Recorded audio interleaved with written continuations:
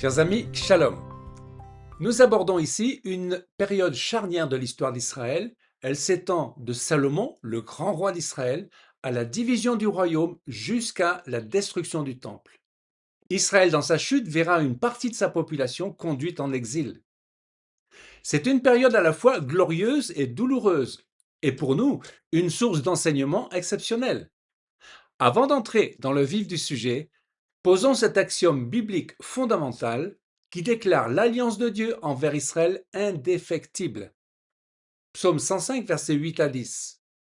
Il se rappelle à toujours son alliance, ses promesses pour 1000 générations, l'alliance qu'il a traitée avec Abraham et le serment qu'il a fait à Isaac. Il l'a érigé pour Jacob en loi, pour Israël en alliance éternelle, déclarant « Je te donnerai le pays de Canaan comme héritage qui vous est échu. » Salomon, le grand roi d'Israël. Salomon est le fils de Bathsheba, choisi par Dieu pour succéder à David. En choisissant Salomon plutôt qu'un fils d'une autre épouse de David, l'on comprend que le destin d'Israël ne repose pas sur la perfection morale des hommes, mais sur la fidélité de Dieu à ses promesses. Ainsi, Salomon incarne l'accomplissement de la promesse faite à David.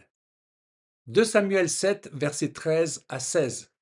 Ce sera lui qui bâtira une maison à mon nom, et j'affermirai pour toujours le trône de son royaume.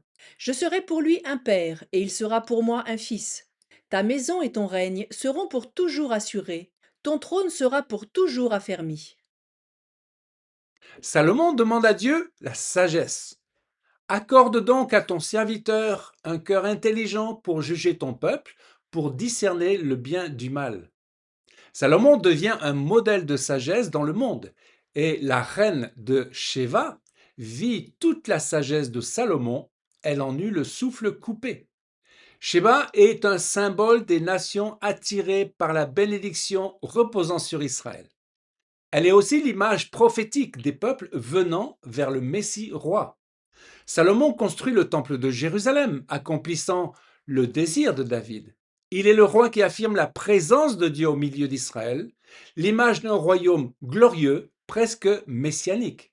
Israël devient alors un centre mondial, dans la préfiguration du projet divin, Israël, lumière des nations. 2 Chroniques 5, 13 à 14. La maison de l'Éternel fut remplie d'une nuée. Les sacrificateurs ne pouvaient pas y rester pour faire le service à cause de la nuée, car la gloire de l'Éternel remplissait la maison de Dieu. Sous Salomon, Israël atteint donc un sommet. La sagesse, la paix, la gloire, le temple, tout semble établi, solide et presque parfait. Et pourtant, c'est précisément à ce moment-là que tout commence à se fissurer. En s'unissant à des femmes étrangères, Salomon ne fait pas simplement un choix politique ou diplomatique. Il ouvre la porte spirituelle qui laisse entrer d'autres dieux avec l'établissement d'autels idolâtres. Là où Dieu voulait que les nations soient attirées par la vérité, Salomon introduit les idoles des nations au cœur même d'Israël. La division du royaume. Roboam et Jéroboam, ce sont ces deux rois qui vont incarner la division du pays. Après la mort de Salomon, son fils Roboam monte sur le trône. 1 roi 12, verset 10. Mon petit doigt est plus gros que les reins de mon père. Mon père vous a chargé d'un joug pesant, mais moi, je le rendrai encore plus pesant. Roboam se révèle être un roi dictateur. La réponse des tribus est immédiate. 10 tribus se révoltent et suivent Jéroboam. Et le royaume est divisé. Au nord, 10 tribus d'Israël se placent sous la royauté de Jéroboam. Au sud, Juda et Benjamin restent fidèles à Roboam. Jéroboam prend Samarie, Shrem, comme capitale. Mais il craint que si le peuple monte à Jérusalem pour les fêtes, il retournerait vers Roboam. Alors, il prend cette décision terrible, établissant 2 veaux d'or à Béthel et à Dan, créant ainsi un culte avec de nouveaux Lévites. Il détourne le peuple du vrai Dieu. Roboam manifeste de l'orgueil et de la dureté, tandis que Jéroboam agit par peur et dans le compromis. Dieu avait averti Salomon par le prophète Achia de cette division. 1 Roi 11, versets 29 à 31. Aria saisit le manteau neuf qu'il avait sur lui, le déchira en 12 morceaux et dit à Jéroboam: Prends pour toi 10 morceaux, car ainsi parle l'Éternel, le Dieu d'Israël. Voici, je vais arracher le royaume de la main de Salomon, et je te donnerai 10 tribus. En revanche, Dieu dira, je laisserai une tribu à son fils, afin que David, mon serviteur, ait toujours une lampe devant moi à Jérusalem.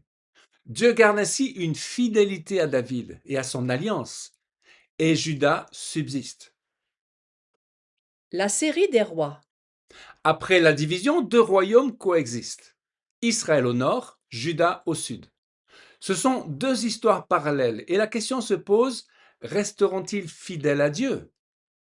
Tous les rois d'Israël sont décrits ainsi, il fit ce qui est mal aux yeux de l'Éternel. Et même lorsque Dieu envoie des prophètes, le peuple ne revient pas durablement. À Juda, la situation est différente. Certains rois sont fidèles. Ézéchias, Josias. Ils ramènent le peuple de Dieu, ils purifient le temple. Hélas, ces réveils ne durent pas et les générations suivantes retombent dans la désobéissance. Face à cette dérive, Dieu envoie ses prophètes, Élie, Élisée pour l'Israël du Nord, Joël, Ésaïe, Sophonie, Jérémie pour Juda. Leur message est toujours le même, revenez à Dieu, abandonnez les idoles, sinon le jugement vient. La chute et l'exil. Après la division, les rois se sont succédés, mais la fidélité ne dure pas. Et malgré les appels répétés de Dieu, la dérive conduit inévitablement au jugement. Aucun roi du royaume du Nord n'est décrit comme fidèle. Tous marchent dans les péchés de Jéroboam. Même les plus puissants comme Akab plongent le peuple plus profondément encore dans l'idolâtrie. En 722 avant Jésus-Christ, l'Assyrie envahit le royaume du Nord, Samarie tombe, les habitants sont déportés et les 10 tribus sont dispersées. Le roi d'Assyrie prit Samarie et emmena Israël en captivité. Contrairement à Juda, il n'y aura pas de retour organisé, pas de restauration nationale immédiate. L'Israël du Nord disparaît en tant que royaume. La population même sera remplacée par des populations étrangères. Cet Israël deviendra les Samaritains du temps de Jésus. La destruction du temple. Avec Juda qui voit la destruction du temple par Nebuchadnezzar en 586 avant Jésus-Christ. C'est comme la fin du monde. Après des années d'avertissement, le moment arrive, les armées de Babylone assiègent Jérusalem, la ville tombe et le temple est incendié. Ce qui représentait la présence de Dieu, l'identité d'Israël, le cœur spirituel du peuple est détruit. 2 Rois 25, verset 8. Le 7e jour du 5e mois, c'était la 19e année du règne de Nebuchadnezzar, roi de Babylone. Nebuzaradan, chef des gardes, serviteur du roi de Babylone, entra dans Jérusalem. Il brûla la maison de l'Éternel, la maison du roi et toutes les maisons de Jérusalem.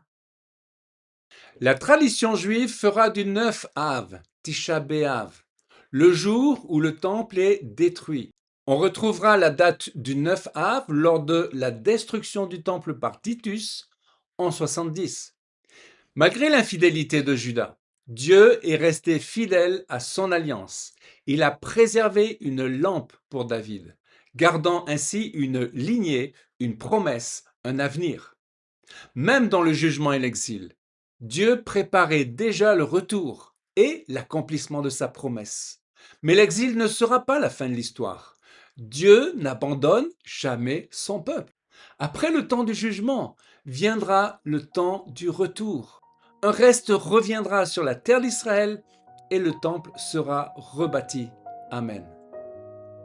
Dans la prochaine vidéo, nous verrons comment Dieu relève ce qui est perdu et comment, au cœur des ruines, il recommence à bâtir son œuvre.